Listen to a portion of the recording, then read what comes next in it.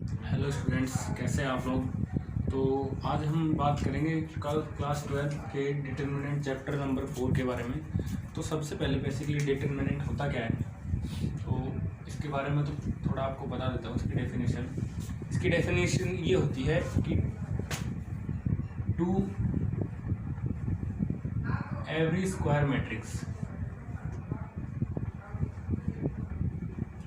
किसी भी square matrix के लिए हम कोई एक पर्टिकुलर नंबर फाइंड करते हैं जो रियल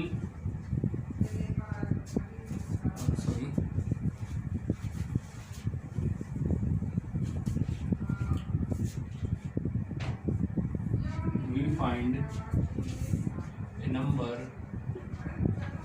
रियल और कॉम्प्लेक्स। ठीक है, तो रियल और कॉम्प्लेक्स नंबर फाइंड करते हैं किसी स्क्वायर मैट्रिक्स के लिए, तो उसको हम क्या बोलते हैं, डिटर्मिनेंट बोलते हैं। Is called determinant. डिटर्मिनेंट को हम डेट ए से या फिर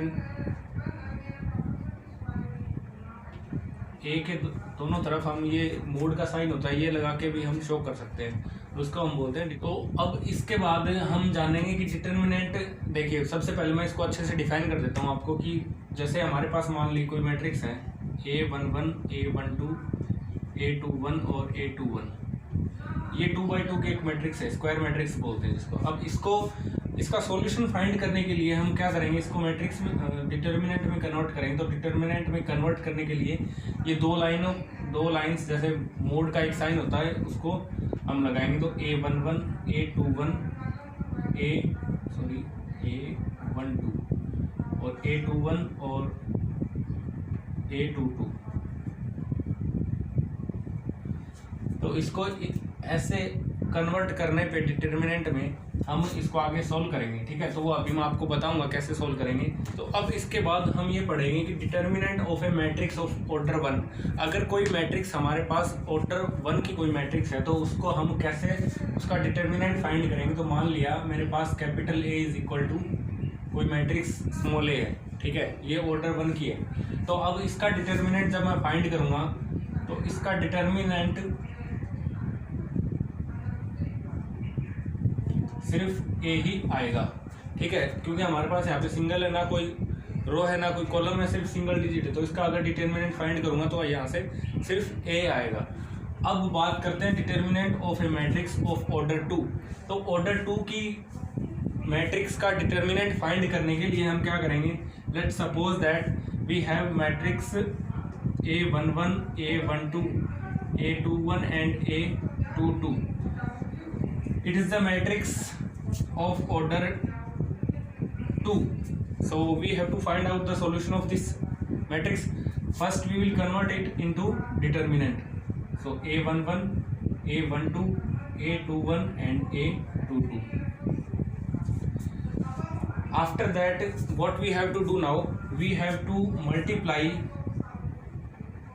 A11 element to A22 and A21 element to A12. So we obtained A11 into A22 minus. अब इसके बाद देखिए आप, मैंने इसको इससे मल्टीप्लाई कर दिया। उसके बाद जो हम मल्टीप्लिकेशन करेंगे तो उसमें हम माइनस का साइन लगाएंगे। माइनस का साइन लगाने के बाद हमारी दूसरी टर्म लिखी जाएगी। तो A12 को मैंने मल्टीप्लाई कर दिया A21 से। तो इसका अगर डिटर्मिनेंट मैं फाइंड करूँगा तो डिटर्मिनेंट ए आ जाएगा। डिटर्मिनेंट ए को डेट ए या फिर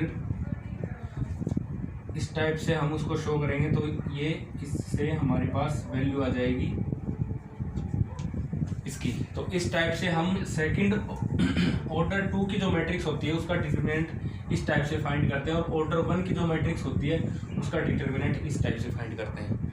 अब देखिए, एग्जांपल के लिए मैं आपको बता देता हूँ थोड़ा कि उसको सेकंड ऑर्डर की जो मैट्रिक्स होती है उसका डिटर्मिनेंट कैसे फाइंड करते हैं। तो यहाँ पे हमारे पास 2x2 की एक मैट्रिक्स है, स्क्वायर मैट्रिक्स है, उसको हम सबसे पहले मैंने कन्वर्ट किया। अब इसका डिटर्मिनेंट फाइंड करने के लिए मैं क्या करूँगा, det A is equal to 2, 4, -5 और -1। ठीक है, अब इसको मैंने बताया था कि सबसे पहले इसको इससे मल्टीप्लाई करेंगे। 2 × -1, फिर माइनस लगाऊंगा मैं, जो कि हमारा फॉर्मूले में माइनस है। अब मैं -5 को 4 से मल्टीप्लाई करूँगा, -5 × 4।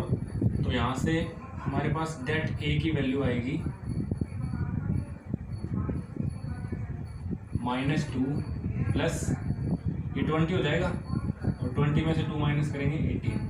तो डेट ए, या फिर हम मोड ए जैसे इस टाइप से इसको रिप्रेजेंट करते हैं, तो इसकी वैल्यू हम क्या कहेंगे कि 18 आ रही है हमारी वैल्यू। तो इस टाइप से हम किसी भी 2x2 मैट्रिक्स का सॉल्यूशन फाइंड कर सकते हैं।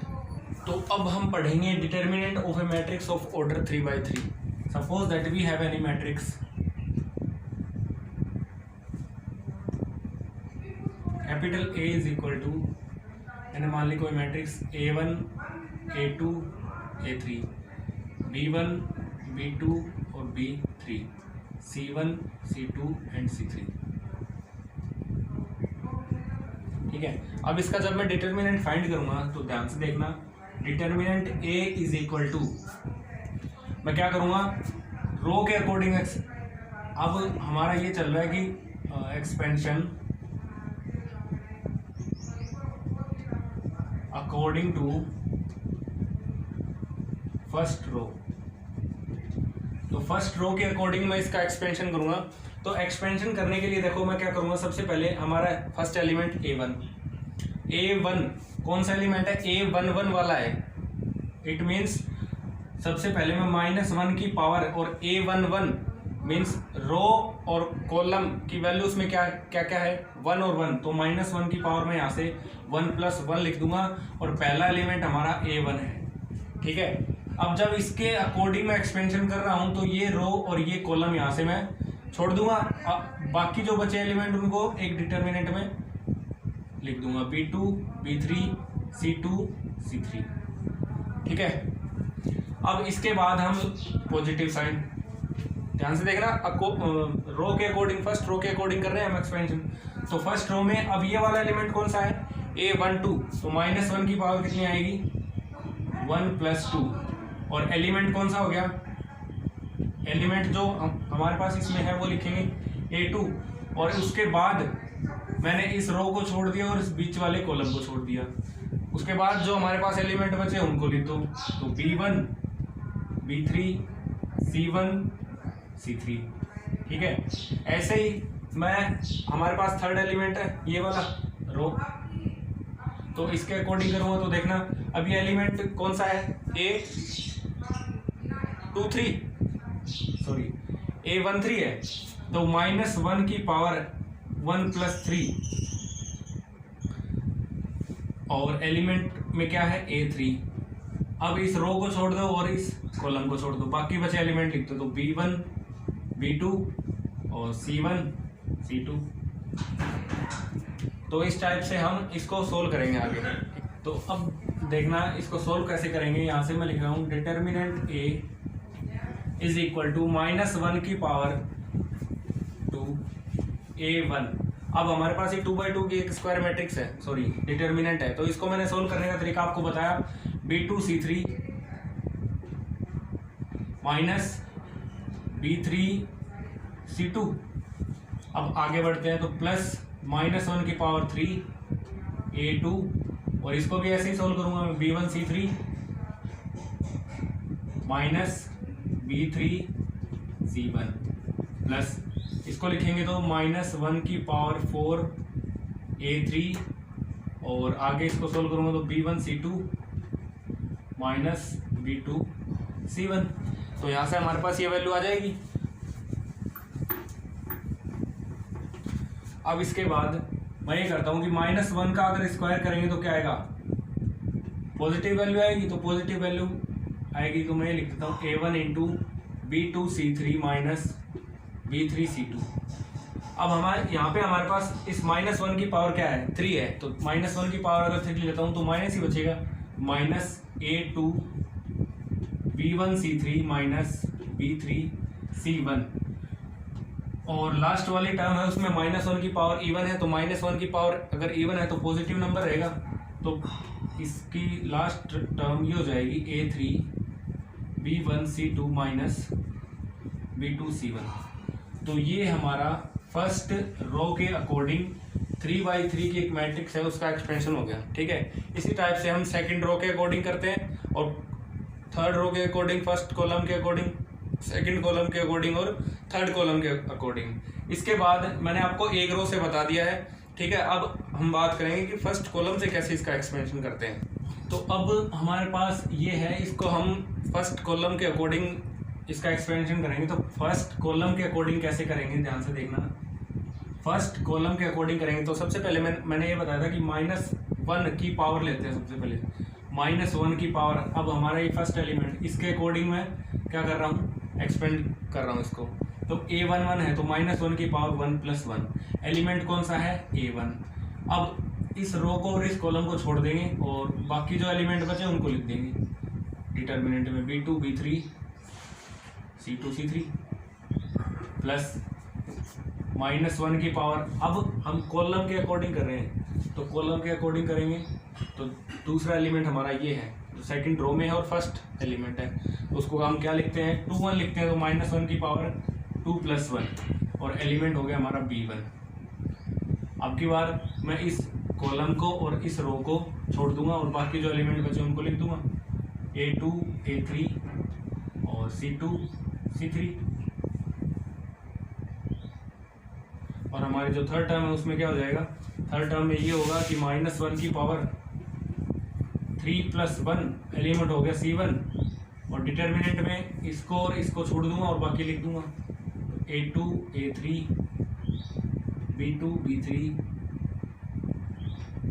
ये आ जाएगी। ठीक है, अब इसको जैसे मैं आगे सोल्व करूंगा तो सोल्व करने पे हमारे पास डिटर्मिनेंट ये आएगा -1 की पावर 2, तो -1 की पावर 2 क्या होती है, पॉजिटिव। तो a1 मल्टीप्लाई करूंगा इसको इससे b2 c3 minus b3 c2।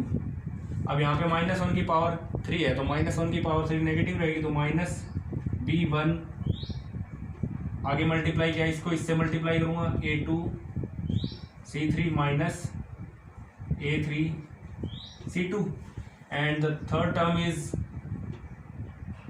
-1 की पावर 4, पॉजिटिव रहेगा नंबर, तो c1 और ब्रैकेट में हमारे पास इनको मल्टीप्लाई करेंगे a2 b3 minus a3 b2। तो इस टाइप से अकॉर्डिंग टू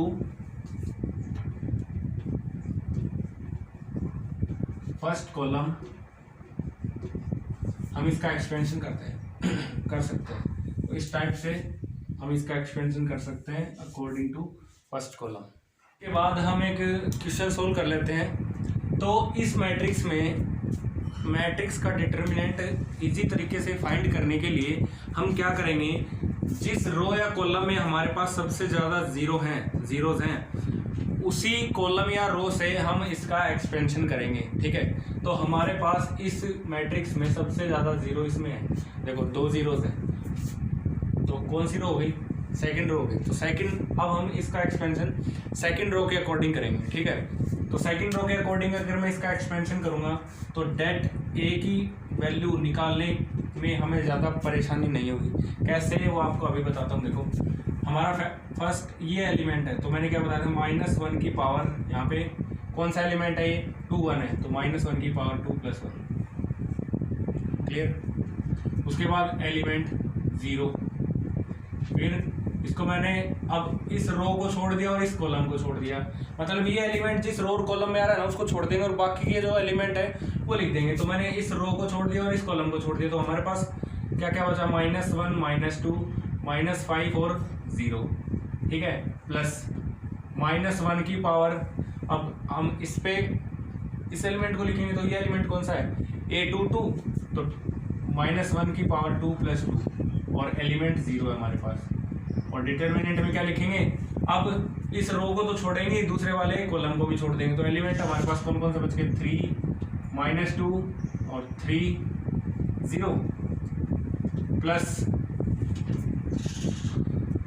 -1 की पावर लास्ट वाला एलिमेंट क्या है, कौन सा है, a2 3, तो 2 + 3 और एलिमेंट है -1। डिटर्मिनेंट में मैं क्या लिख दूंगा, अब इस रो को और इस कॉलम को छोड़ दो, क्या बचा, 3 -1 and 3 minus 5.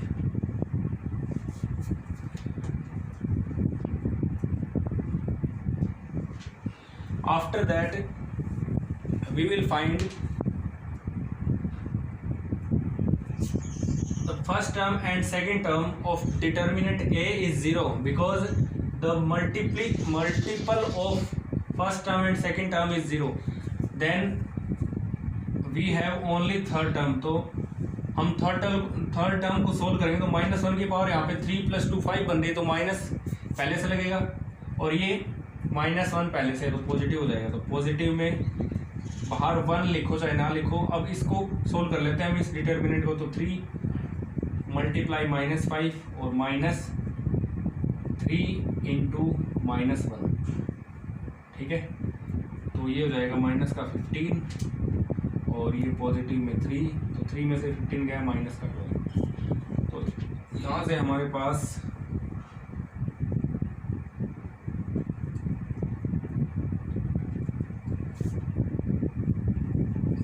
ए की वैल्यू जो है वो -12 आ जाएगी। तो इस टाइप से हम सोल्व कर सकते हैं। तो इसको सोल्व करने के लिए आपको एक बात ध्यान जरूर रखनी है कि जिस भी रो या कॉलम में सबसे ज़्यादा जीरो होंगे उसी के अकॉर्डिंग हम क्या करेंगे, इस मैट्रिक्स का डिटर्मिनेंट का एक्सपेंशन करेंगे, ठीक है। अब हम इसकी डिटर्मिनेंट की जो प्रॉपर्टी होती है उसके बारे में डिस्कस करेंगे कि डिटर्मिनेंट में कौन कौन सी प्रॉपर्टी अप्लाई होती है। तो इससे पहले आपकी जो 4.1 एक्सरसाइज है उसमें बिल्कुल नॉर्मल इजी क्वेश्चन है, जो मैंने आपको बताया है उस टाइप से आप उसको सोल्व कर सकते हो, ठीक है। तो अब हम यहाँ पे बात करेंगे कि डिटर्मिनेंट की प्रॉपर्टीज कौन कौन सी होती है। तो चलिए बात करते हैं फर्स्ट प्रॉपर्टी की। तो हमारे पास प्रॉपर्टी फर्स्ट है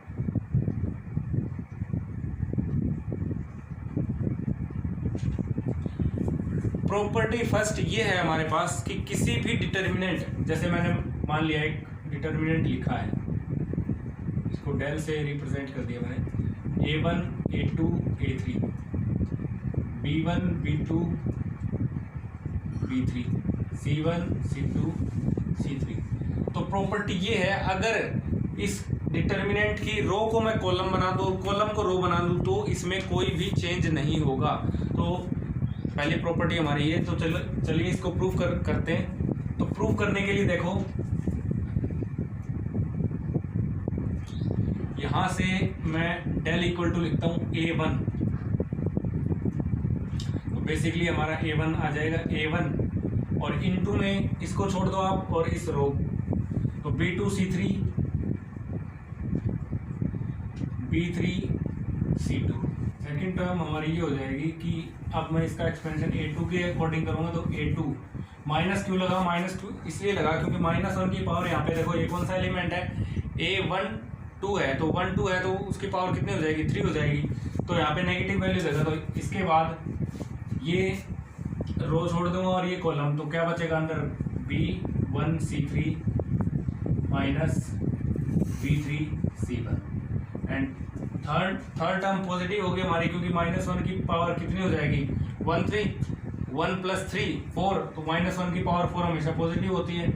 तो एलिमेंट आ जाएगा हमारा A3 और इस रो को कॉलम को छोड़ दूंगा तो B1 C2 B2 C1। इस टाइप से हमारे ये डेट A की वैल्यू आ जाएगी हमारे पास। अब जब मैं इसके रो को तो कॉलम बना दूंगा और कॉलम को रो बना दूंगा, उसके बाद देखते हैं इसकी वैल्यू क्या आती है। तो इसको मैंने डेल 1 से रिप्रेजेंट किया है।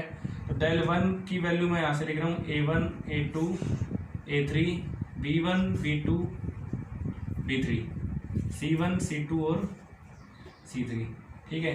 तो इसकी रो को तो मैंने कॉलम बना दिया और कॉलम को रो बना दिया। अब इसके फर्स्ट कॉलम के अकॉर्डिंग इसका एक्सपेंशन करेंगे, क्योंकि हमारे पास इसमें जो हमने एक्सपेंशन किया है बाहर एलिमेंट हमारे A1 A2 और A3 है।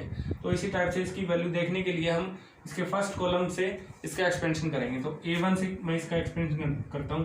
तो A1 पॉजिटिव वैल्यू रहेगी क्योंकि -1 की पावर 1 + 1 पॉजिटिव वैल्यू। आप इस रो को और इस कॉलम को छोड़ देते हैं, क्या बचेगा अंदर, B2 C3 B3 C2। Second term is minus, because the power of -1 is 2 + 1 3, then that number will give us negative value सो हमारा सेकंड एलिमेंट ये है A2।